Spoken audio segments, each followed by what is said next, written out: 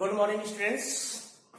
आज का जो हम लोग का टॉपिक है एक नया चैप्टर से लेकर के आज स्टार्ट हुए हम लोग अपने इस यूट्यूब चैनल पर। पहला जो हम लोग का आज जो चैप्टर है वो एनसीईआरटी के अकॉर्डिंग क्लास 12th का chapter number 5 means unit second का सबसे पहला चैप्टर जिसका नाम है principles of inheritance and variation.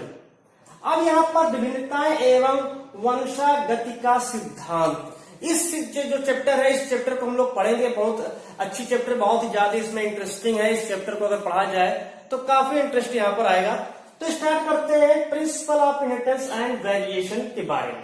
सबसे पहले तो समझते हैं कि इस चैप्टर में हम लोग को पढ़ना क्या क्या है। मीन्स इसमें पढ़ना हम लोग को जेनेटिक्स आनुवंशिकी सबसे इंपॉर्टेंट टॉपिक है अकॉर्डिंग टू नीट या फिर वनडे एग्जाम्स या फिर जो है बोर्ड एग्जामिनेशन के अगर संदर्भ में इसको देखा जाए तो सबसे इंपॉर्टेंट चैप्टर माना जाता है principles of inheritance and variation. Chapter number 5 है, यूनिट सेकंड का पहला चैप्टर आज हम लोग जो है स्टार्ट करने जा रहे हैं। तो यहाँ पर इसको देखते रहेंगे कि कैसे जो है जेनेटिक्स होता है क्या और जेनेटिक्स में क्या क्या हम लोग को पढ़ना, बहुत ही ज्यादा जो है यहाँ पर इंटरेस्ट आने वाला है क्योंकि बहुत ही इंटरेस्टिंग जो चैप्टर है।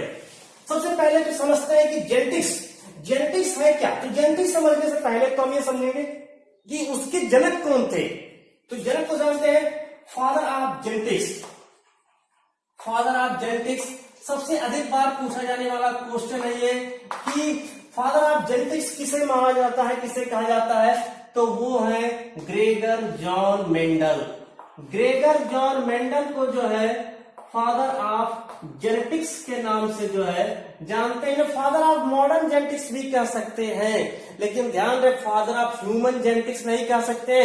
फादर ऑफ ह्यूमन जेनेटिक्स ये नहीं है, ये फादर ऑफ जेनेटिक्स है। ग्रेगर जॉन मेंडल को फादर ऑफ जेनेटिक्स कहा जाता है। तो सबसे पहले जेनेटिक्स होता क्या है, ये आनुवंशिकी आखिर है क्या। तो जेनेटिक्स यानी आनुवंशिकी होता क्या है। आनुवंशिक, आनु मतलब होता आगे की और वंश मतलब पीढ़ी, यानी कि जहां पर हम निरंतर आगे आने वाली पीढ़ियों का अध्ययन करते हैं। ऐसा कोई भी विज्ञान, ऐसा विज्ञान जिसमें हम निरंतर आगे आने वाली पीढ़ियों का अध्ययन करते हैं उसको कहते हैं आनुवंशिकी। अनु मतलब आगे की ओर, वंश मतलब पीढ़ी, आगे की ओर निरंतर बढ़ने वाली पीढ़ियों का अध्ययन करने की शाखा को कहते हैं आनुवंशिकी। तो ये यहाँ पर है, इन्होंने सबसे पहले जो है ग्रेगर जॉन मेंडल ने इसकी नींव रखे। उन्होंने जो है अपना जो प्रयोग है वो अपना प्रयोग मटर के पौधे पर किया। किस पर एक्सपेरिमेंट किया, यदि क्वेश्चन ध्यान रहे तो एक्सपेरिमेंट इन्होंने जो किया वो था मटर के पौधे पे। कौन सा मटर का पौधा, गार्डन पी, बागीचे वाला मटर, उद्यान मटर। तो गार्डन पी पर किया जिसका बोटेनिकल नेम क्या होता है, पाइसम सेटाइवम। पाइसम सेटाइवम इसका होता है, जिसको क्या कहते हैं, गार्डन पी कहते हैं। गार्डन पी क्यों इन्होंने गार्डन पी पर किया, क्योंकि ये पादरी थे। इन्होंने अपने बगीचे में उग रहे जो उद्यान मटर था उस पर इन्होंने अपना प्रयोग किया। क्यों चयन किया इन्होंने जो है गार्डन पी का, क्यों इन्होंने मटर का चयन किया, तो उसकी भी यहाँ पर जो कुछ, अगर हम पी के बारे में बात करें, इसके जो है कुछ इसके साइलेंट फीचर को देखा जाए कि इसमें ऐसी कौन सी फीचर पाई जा रही थी जिसके कारण मेंडल ने इस पौधे का चयन ही किया। तो सबसे पहले जो इसका फ्लावर होता है वो जान ले, इसका फ्लावर जो होता है वो हर्माफ्रोडाइट होता है। वो हर्माफ्रोडाइट होता है। हर्माफ्रोडाइट का मीन्स क्या है, ये यहाँ पर जो है बाइसेक्सुअल होता है। मतलब हर्माफ्रोडाइट मतलब बाइसेक्सुअल होता है, द्विलिंगी पुष्प होता है। Means male and female flowers are both are present in one plants.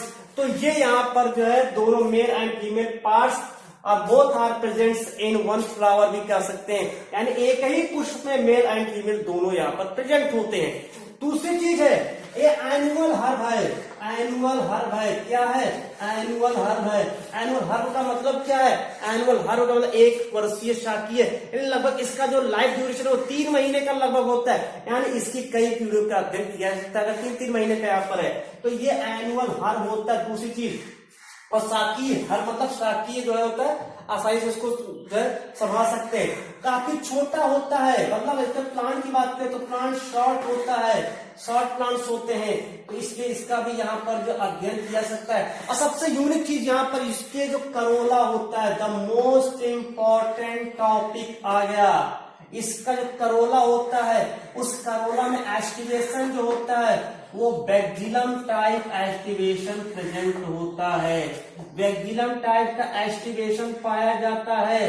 बैक्जीलम type पढ़े होंगे फर्स्ट ईयर में। बैक्जीलम टाइप में एक बड़ा सा दल दो दलों को घेरे हुए, फिर अगला दो दल और फिर अंतिम वाला जुड़ा रहता है। तो बैक्जीलम टाइप लेग्यूमिनोसी का सबसे इंपॉर्टेंट है ये कि बैक्जीलम टाइप के एस्टिवेशन इसमें प्रेजेंट होता है दल में।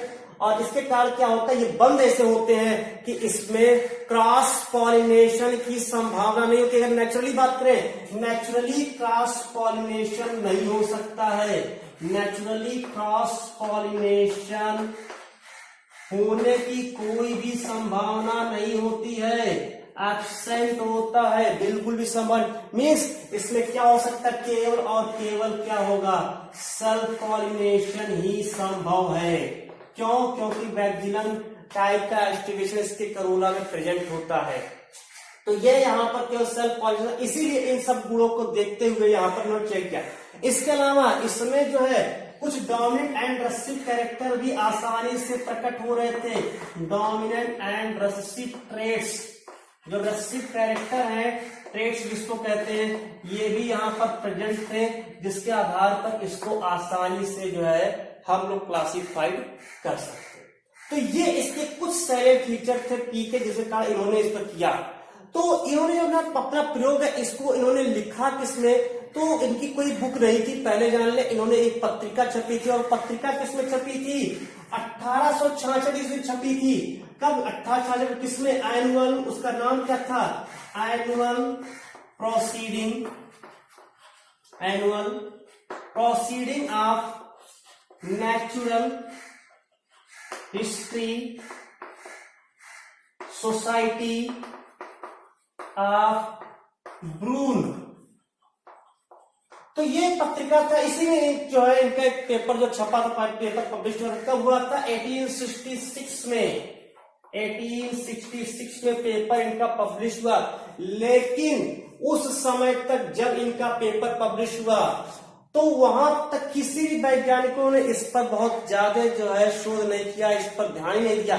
इसके आफ्टर 34 ईयर, यानी 34 वर्ष के बाद, कब 34 वर्ष होगा, 1900 होगा, जोड़ लेंगे तो 34 वर्ष के पश्चात सन 1900 ईस्वी में 3 वैज्ञानिक हैं जिन्होंने सबसे पहले मेंडल का जो है, मेंडल की पुनर्खोजकर्ता के रूप से जानते हैं, और उन्होंने न्यू मेंडलिज्म यहाँ पर दिया, न्यू मेंडलिज्म प्रस्तुत किया।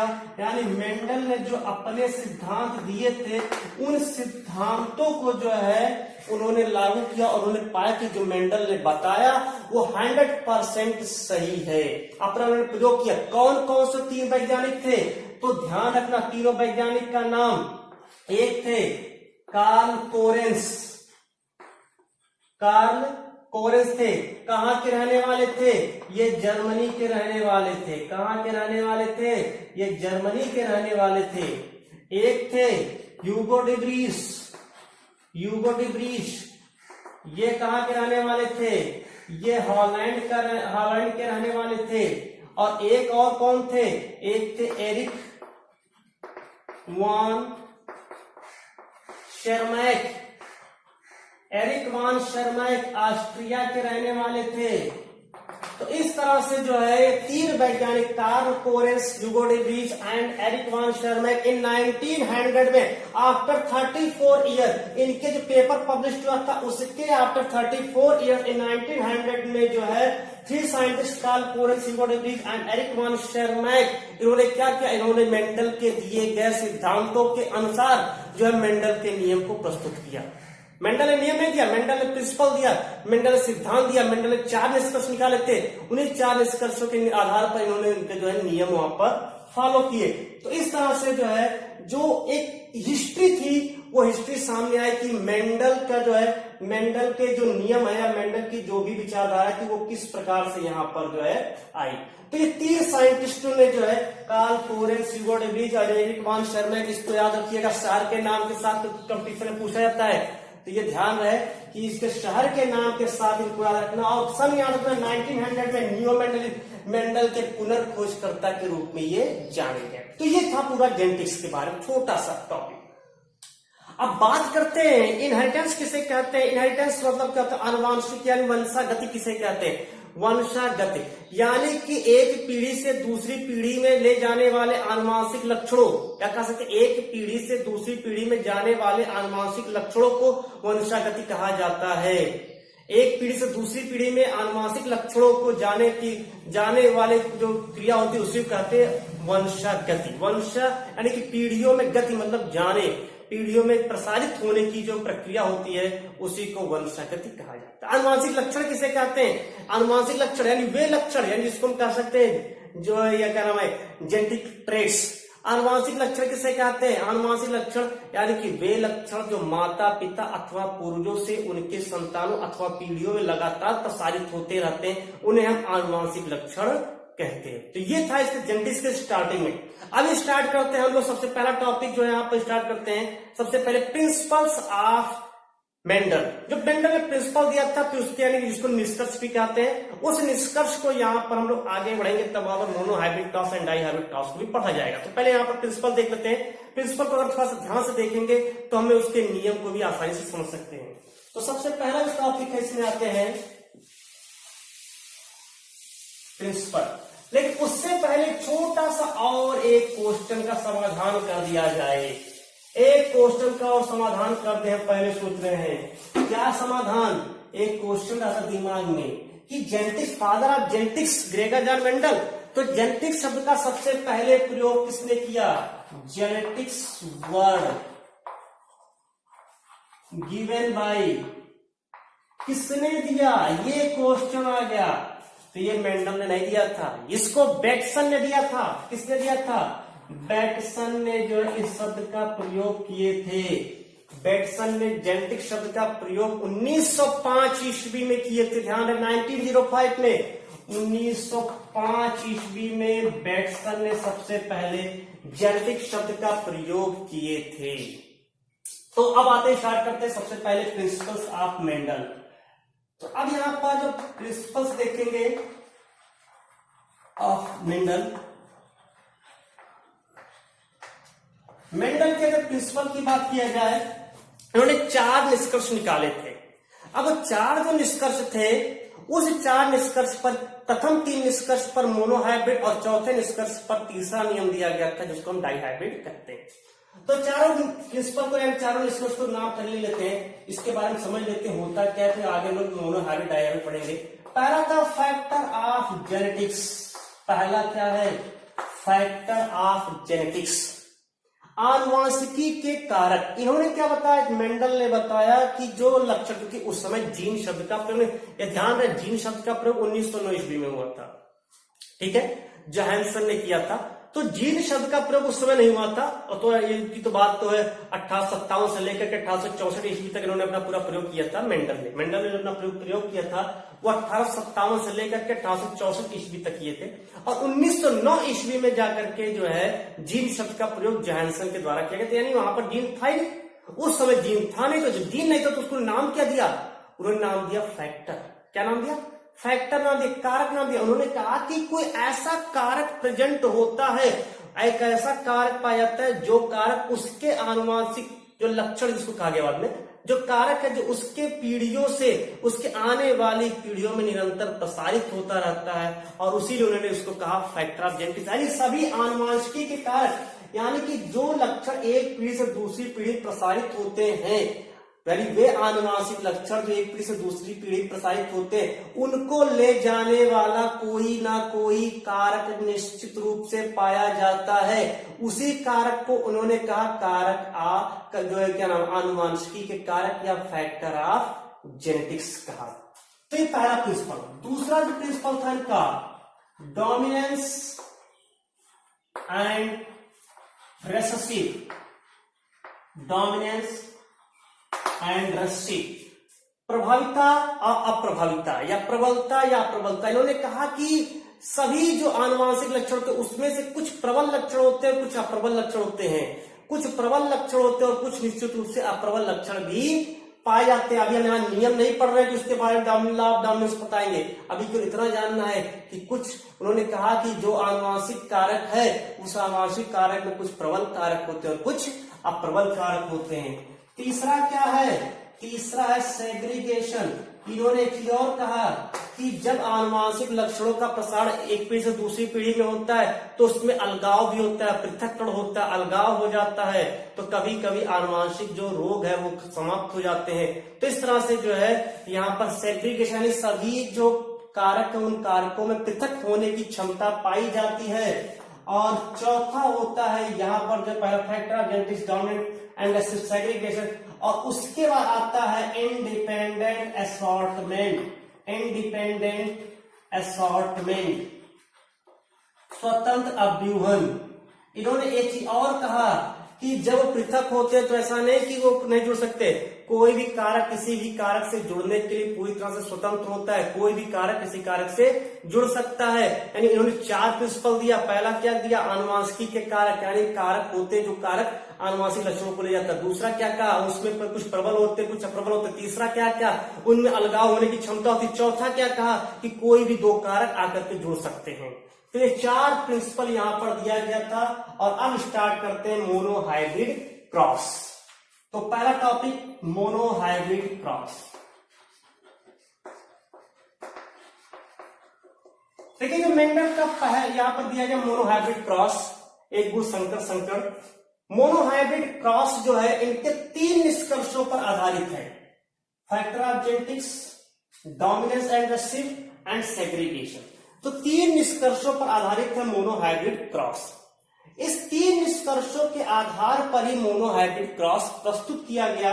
इस मोनोहाइब्रिड क्रॉस में क्या किया गया कि इसे एक ही पौधे के एक ही लक्षण का चयन करके उनके मध्य संकरण करा दिया गया। अब ये क्वेश्चन कैसे संकरण कराया गया? अभी तो मैंने कहा क्रॉस पॉलिनेशन नहीं हो सकता है, अभी जस्ट इसके पहले, लेकिन मैंने क्या कहा? नेचुरली क्रॉस पॉलिनेशन नहीं हो सकता है, आर्टिफिशियली तो हो सकता है। तो इन्होंने क्या किया? 2 प्लांट्स ले लिए। कैसे लिए? एक पौधा ले लिए लंबा, टाल ले लिए, ठीक है, मान लेते चलिए एक पौधा बना देते हैं।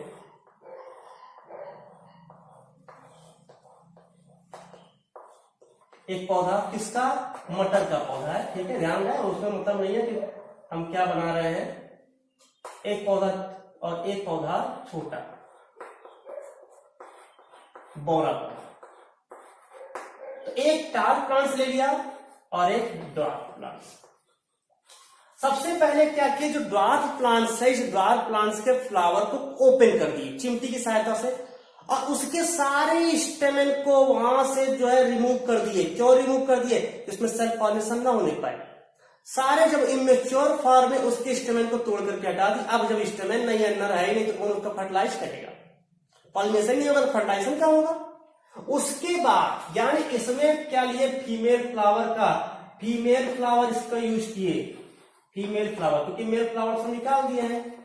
और इसका जो मेल फ्लावर है उस मेल फ्लावर को जो है उसके पॉलन, मेल फ्लावर में क्या रहेगा? पॉलन ग्रेन रहेगा ना। इस पॉलन ग्रेन को चिमटी की सहायता से निकाल करके इसका जो स्टिग्मा है उस स्टिग्मा पर छिड़क दिए।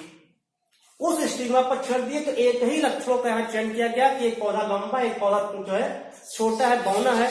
उसको उठा करके इसके परागकण पे ध्यान रहे, अभी ये रेसिप्रोकल क्लास में पढ़ाएंगे। तो मेल फ्लावर के जो है यानी कि जो मेल फ्लावर उसके पॉलन ग्रेन को फीमेल फ्लावर के वर्तिकाग्र पर छिड़क दिया गया, जिसको पहले से ऑलरेडी इमेस्कुलेट कर दिया गया। इमेस्कुलेशन की प्रक्रिया यहाँ पर हो चुकी है, बंध्याकरण की प्रक्रिया कर दी गई है, यानी एंथर को जो उसके स्टेमेन था उस स्टेमेन को रिमूव कर दिया गया है। अब इसको छिड़क दिया गया। अब इसमें क्या हुआ? दोनों के लक्षण आ गए। कैसे लक्षण आ गए मोनोहाइब्रिड क्रॉस में? कि यहां पर जो है इस तरह से थोड़ा सा इसको निकाल देते हैं, तो ये यहां पर ले लिया गया। अब एक प्लांट यहां पर टाल और एक ड्वार्फ। जो टाल वाला होता है ये डोमिनेंट होता है, ध्यान रहे, ये डोमिनेंट होता है यानी प्रबल लक्षण होता है, और ये जो है रेसिव होता है, मीन्स यहां पर ये अप्रबल लक्षण होते हैं। इसको कैपिटल टी से डिनोट कर दोगे तो इसको स्मॉल टी से। यहां पर कैपिटल डी का भी यूज कर सकते हैं, ये डी वाला इसको भी यूज कर सकते हैं, वहां पर स्मॉल डी यूज करना पड़ेगा, ठीक है, ध्यान रहे।